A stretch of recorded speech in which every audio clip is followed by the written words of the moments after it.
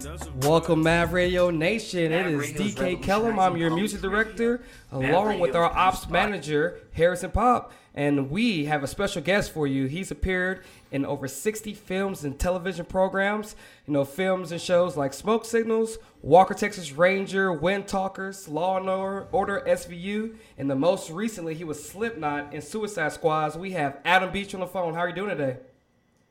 Hey, I'm doing good, dude. Just kind of loving this Omaha stuff, man. Is this your first time in Omaha? I think so. You think so? I've been to a lot of places, and sometimes everything looks the same once in a while, but I'm sure this is unique in its own self, you know? Well, it's Nebraska, so I'm sure you passed many cornfields and ranches on the way out here. Dude, I remember driving through Nebraska and stopping at some diner and eating and leaving. So you'll be speaking tonight at UNO at 7 o'clock. Can you give us a little bit of information on what you'll be speaking about? Man, I don't know. I just lead with my heart and my brain follows. It's kind of, I always try to make it a spiritual kind of connection, you know? Now, Adam, getting to more serious matters, you're a huge advocate on issues of cultural appropriation. Can you just describe your views and what you've learned in Hollywood? Cultural preservation is something we all should be doing in regards to the individual self. Like right now, I'm trying to learn my language more and kind of piece it through songs that my cousin puts together. And I'm hoping my daughter will be interested when she's older. But, you know, when it comes to Hollywood, they're kind of the money behind the machine. So a lot of them are going to just keep doing what they want to do. But there's small changes happening with the new diversity campaign along the platform. So the change is slowly coming, and I'm hoping there's you know, a lot of people that want the change as opposed to the money. Now, DK and I want to dive into one of your movies you did almost nearly a decade ago. It's called Windtalkers. It's about World War II and Navajo code talkers in the Pacific. And just primarily, can you just describe the process that you and the directors went through of obtaining that particular role? Well, at the start of the whole trying to get the role, the director wanted me to, he selected me to play the lead role. And I told them they had to ask permission from the Navajo Nation before I can accept the role, because I have a huge respect for the Navajo Nation, but also for our cultural preservation, and I didn't want to be the guy to go against their code talker kind of honorarium. You know what I mean? It's like I wanted to make sure that they were okay that I was a Navajo playing their Congressional Medal of Honor warriors. And I think they thought I was crazy that I was sacrificing my role to get their approval, but it was very important to me. Like it should be important to everybody to ask permission from any tribe. And they came back and said that the Navajo Nation said it was okay.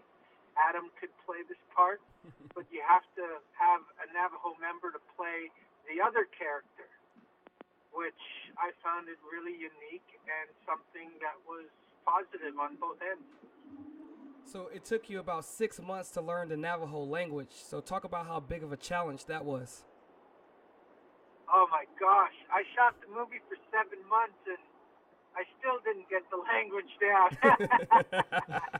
It's a very subtle, difficult tone and whistles and and kind of it's a linguistic dance that you have to do, and I struggled with it because every little soft or rough kind of tone changed everything. It sounds right, but to the linguistics guy, I was kind of ruining the whole thing. So one of my favorite films that you have done is Flags of Our Fathers. And during that movie, your grandmother and your best friend died. Now, how tough was it to finish that project with everything that was going on? Well, for me, the true story of that film was in my real life, my grandmother did pass away while I was filming the movie. And the day that we were filming, when I was walking the road, and the guy sees me walking on the road by myself, that's the day I found out where my grandma died. And you could see when you watch that scene, and everybody says, like, man, when you walk on that road, oh my God, you're so broken, Adam. And it's because I was carrying the sorrow of my grandmother. And that was the essence of Flags of Our Fathers. How do you carry the sorrow of losing all of your friends of war? How do you live after that? How do you survive when all of that death is still lingering, you know? It was a really tough shoot, man. Now, I want to go to your childhood hero that inspired you to get into the business, Johnny Depp. And he actually got a role in Lone Ranger a couple of years back, which he stole your role, man. Discuss that, please. I know. I was looking into playing Tonto, and was kind of like mentioned in the original script as a possibility. And the original script was really phenomenal. It had a different approach than what Disney put together. And, you know, how can I beat Johnny Depp? He's Johnny Depp. Dude. It's Johnny Depp, so, yeah. Yeah, so I was just proud to be mentioned in his on his level. But, you know, Hollywood's going to do what they're going to do to sell seats, and there's nothing you can do about it. So I'm from Dallas, Texas, and I grew up watching Walker, Texas Ranger. So I have to ask, how was it working with the man, the myth, and the legend, Chuck Norris? Hey, if you watch it closely, I knocked that out. Let me make sure they edit that out of there. Hey, did you get him good though? Oh, I knocked him out, man. I was Mr. Tommy Fluter, whatever my name was. That's awesome, man. That's awesome. Did he ever get you back? No, he didn't. I was the only one who knocked out Chuck Norris, man. Hey, you know all the memes and gifs about him. I'm gonna make one for you, and I'm gonna post it on your Twitter tonight, and we're gonna have that go viral.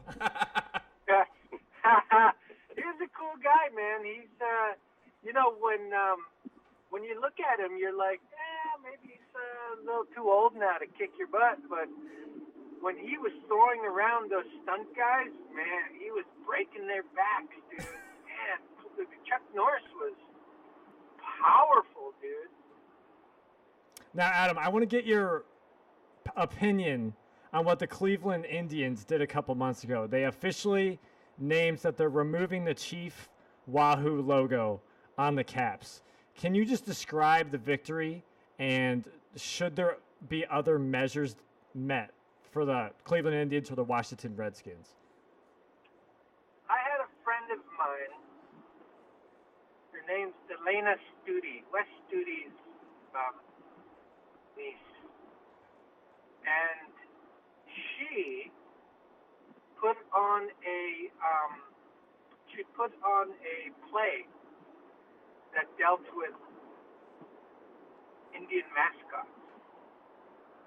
After watching that play and and realizing how much damage mascots do to the subconscious of Indians.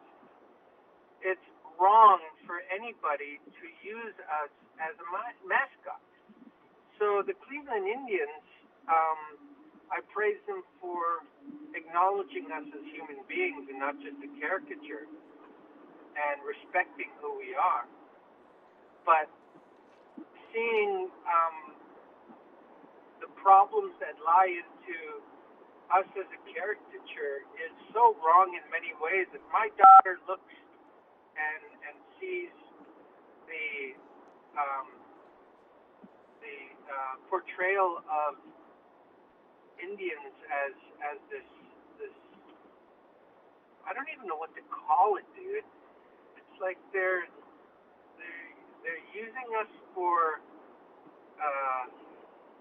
I can't comprehend what they're basically making money off you guys, and they're branding, a whole culture, after everything that was, done, back in, the Western frontier and all that stuff.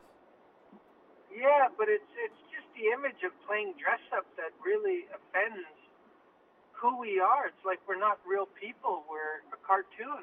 Mm-hmm. And it's wrong in a lot of ways, So it's, it's starting I guess the people are starting to really open their eyes at how many wrongs there are out there. And Cleveland should be proud at being the first to kind of say, you know what, they're right and we're wrong. So you was on an amazing cast in Suicide Squads, and the whole comic, lore as far as Hollywood's concerned is really big right now. But you were killed off really early, so were you still able to hang around with the cast and still be around with all the filming and everything? Yeah, I was there during the whole time of the filming. It was awesome, dude. I'd go home to see the family because, I have to remind myself that, even though Batman's coming into film fighting the Joker, that my wife and my daughter's more important. So I better go home or I'll get a divorce. Yeah, Batman can't take care of you like the wife can. I know, dude, but it was fun just getting to having the relationship with everybody. It's, squad for life. Nobody's going to take that away from us, because us being the Suicide Squad, it was unbelievable. We had so much fun knowing everybody, and the amount of detail we put into what we're doing. Even though I wasn't in there for a long time, I was there the whole time, Well, you're on the cover of the movie, so you were in there. You know it, buddy. And I wasn't offended at all, because when they called me up and they said, we're going to make Adam Slipknot, is that okay? I was like, of course. I'm a huge comic book fan, and if I could change a white character and make him Indian, woo-hoo!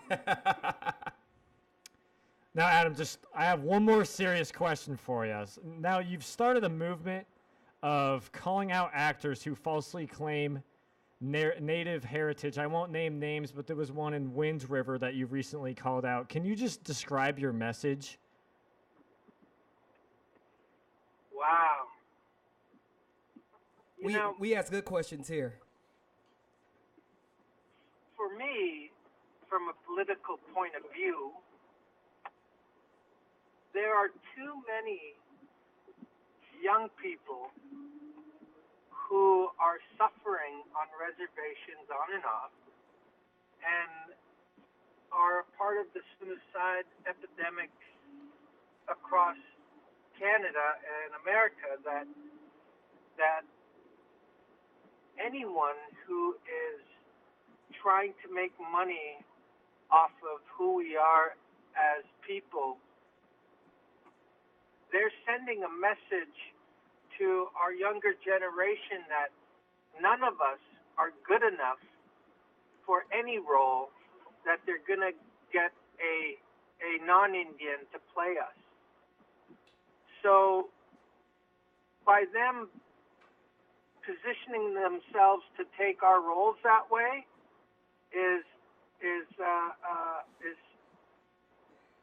kind of is taking away our hope and our strategies to help the self-esteem from our younger generation, you know? Oh, yes. And we have to put a stop to it. All of us, not just me. So what I've done is I've asked the National Congress of American Indians, me and the wife put up a resolution for them to handle the whitewashing in Hollywood and protect our identity and our rights and call out anybody who's messing around with our identity because it's wrong. You've worked with a lot of great Hollywood talent. So who has given you the best advice throughout your career? Hey, wow. Well, I remember the first advice I got was from Graham Greene. And Graham Greene looked at me and he said, Adam, wherever the camera is, if it's on my left side, you look at my left eye.